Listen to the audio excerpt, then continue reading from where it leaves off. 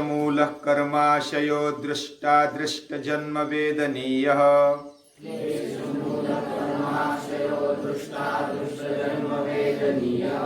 क्लेशमूलः कर्माशयो दृष्टा दृष्टजन्म वेदनीयः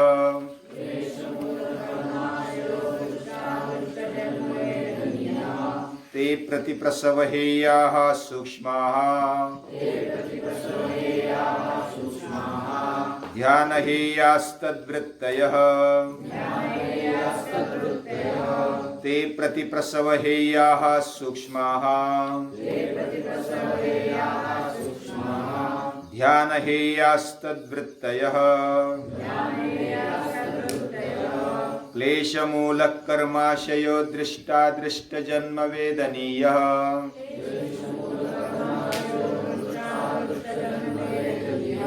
क्लेशमूलः कर्माशयो दृष्टा दृष्टजन्म वेदनीयः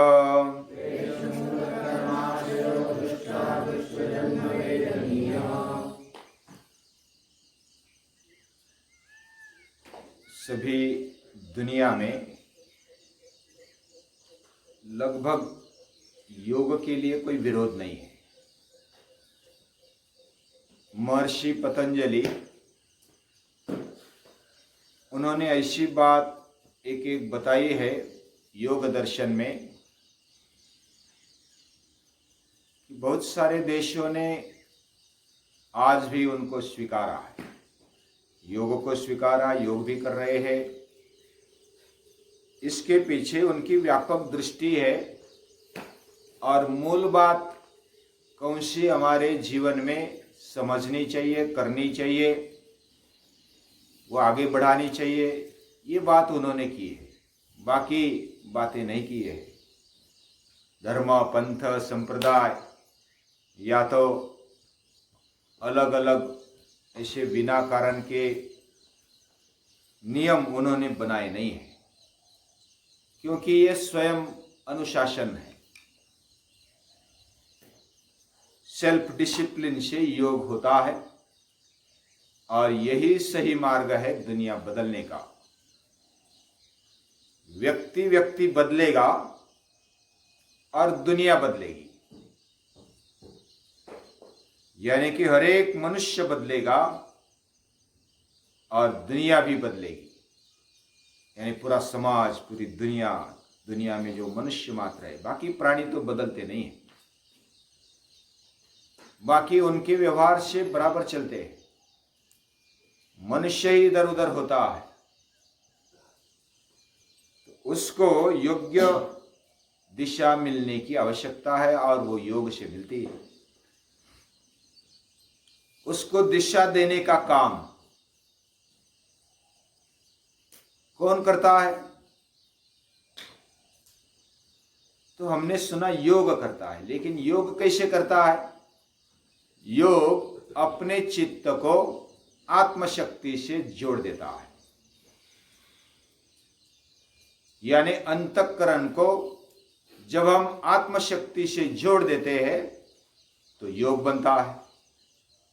और जोड़ने के लिए जो भी प्रयास चाहिए, जब तक कचरा है तब तक वो जुड़ा नहीं जाता है। कचरा यानी क्लेश, कचरा यानी विकार, कचरा यानी वृत्ति। ये वृत्ति, ये क्लेश, ये कचरा जब तक हटता नहीं है तब तक चित्त, हमारा अंतःकरण आत्मशक्ति से जुड़ता नहीं है। हमारे अंदर, शरीर के अंदर बैठी हुई आत्मशक्ति वही पूरी चराचर में है और उसके साथ जुड़ जाना यही योग है। और इसलिए जो हमें सामान्य जीवन में जो दिशा मिलती है, जो भोग में रम्मान है, उनके जीवन में जो दिशा मिलती है, उनका जीवन का दिशा का मूल अगर क्या है तो वो है क्लेश। क्योंकि हमारे जीवन में जो भी कर्माशय यानी कि कर्म के संस्कार, कृति से संस्कार बनते हैं, ये हमने कल परसों देखा।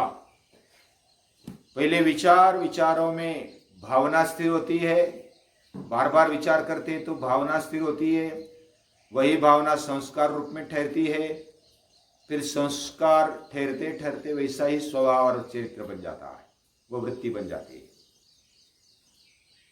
और जब वह वृत्ति, वह संस्कार, वह क्या करता है, हमें दिशा दे देता है, हमें कुछ करने के लिए बाध्य कर देता है। लेकिन पहले हमने देखा कि अविद्या सभी जो भी कार्य है, कृति है, अच्छी हो या बुरी, उसका मूल माना जाता है। पाप कर्म हो, पुण्य कर्म हो, पाप पुण्य मिश्रित कर्म हो, तीनों कर्मों के प्रेरणादायी अगर कोई है तो वो अविद्या है। और अविद्या आदि जो 5 क्लेश है वह सभी कर्माशय के मूल है। क्लेश मूलक कर्माशय, कर्माशय के मूल क्लेश है। मूल यानी जड़े, यानी अभी जो हम भोग रहे हैं, अभी जो कार्य कर रहे हैं, कृति कर रहे हैं इस जीवन में, उसको दृष्ट यानी दिखने वाला जीवन, वो हमें समझ में आता है, अनुभव में आता है, वेदनीय। दृष्टा दृष्ट जन्म वेदनीय, यानी इस जन्म में जो भी हम अनुभव कर रहे हैं वह कर्माशय, उसका मूल क्या है, क्लेश। इस सूत्र का शब्दशः अर्थ हो गया, क्लेश मूलक कर्माशय दृष्टा दृष्ट। अदृष्ट यानी, दृष्ट यानी दिखने वाला, दिखा हुआ, और जन्म वेदनीय का मतलब इस जन्म में वेदनीय यानी अनुभव करने योग्य है। और अदृष्ट यानी जो अभी देखा नहीं गया है, यानी आगे आने वाला जो भी जन्म हम आगे लेंगे वो भी हमने देखे नहीं है, उसमें भी जो अनुभव होगा, जो अनुभव करने योग्य होगा, वेदनीय होगा, वो कर्माशय का मूल अगर कुछ है तो वो क्लेश है। ये 5 क्लेश मुख्य रूप में। तो पाप कर्म, पुण्य कर्म और पाप पुण्य मिश्रित कर्म, ये तीनों कर्म होते हैं ये क्लेशों से। अच्छा कर्म भी क्लेश माना गया, पुण्य कर्म भी क्लेश है, वो हम आगे देखेंगे। लेकिन जब हम ये कर्म करते हैं तो कर्म के द्वारा कुछ संस्कार होते हैं और वही कर्माशय बोला जाता है। मैंने समझो अभी बोल दिया, जो भी बोल दिया, मन से बोल दिया या तो अपने दिल से बोल दिया, उसका प्रभाव मेरे अंतःकरण पर होता है। आप सुन रहे हैं, आपके सुनने का प्रभाव आपके अंतःकरण पर हो रहा है। आप जो भी विचार कर रहे हैं उसका परिणाम हो रहा है, जो भी कृति कर रहे हैं उसका परिणाम हो रहा है, और वह परिणाम संस्कार के रूप में ठहरता है, और वो संस्कार फिर जन्म देने के लिए बाध्य करता है, भोग भोगने के लिए बाध्य करता है। कोई कर्म ऐसे होते तुरंत फल दे देते हैं। तुरंत फल कैसे? समझो काटा चूहा, हमने तुरंत दुख व्यक्त किया, वो तुरंत दुखने लगता है, ये तुरंत फल दिया कांटे ने। दूसरा, समझो कि हमने खाया, खाने के बाद धीरे धीरे ताकत आ जाती है, शरीर बढ़ता है, शरीर का स्ट्रक्चर बनता है। जो खाने का परिणाम है वो थोड़ा धीरे धीरे होता है। जैसे परीक्षा दे दी, उसका रिजल्ट बाद में आता है। तो कर्म का फल मिलने में थोड़ी देरी लगती है, कोई शीघ्र मिलती है, कोई देर से मिलती है, कोई कोई जन्म के बाद मिलती है। कर्म के परिणाम, कर्म का प्रभाव जन्म के बाद हो जाता है। ऐसे भी कुछ कर्म होते हैं। जो कर्म के फल और उसके संस्कार तुरंत मिलते हैं वह दृष्ट है, और जो कर्म फल के संस्कार बाद में मिलते हैं, कर्म के संस्कार, कर्म फल के संस्कार, उसका फल वो जो बाद में मिलता है, जन्म जन्मांतर के बाद मिलता है, वह अदृष्ट है, यानी देखा हुआ नहीं है। जब अनुभव आएगा अगले जन्म में, किसी किसी को ऐसा लगता है कि जन्म आगे है या नहीं मालूम नहीं, फिर आप कैसे बोल रहे हैं कि जन्म है। लेकिन जैसे हम कल सोए थे, कल के दिन थे ना, हमें याद है, और रात को सोए तब कुछ नहीं थे, और आज फिर है क्या नहीं है। हम कल थे, आज है, तो कल रहेंगे। ये विधान का तर्क है। विधान कैसे पक्का होता है, विधान को कैसे उसको न्याय दिया जाता है।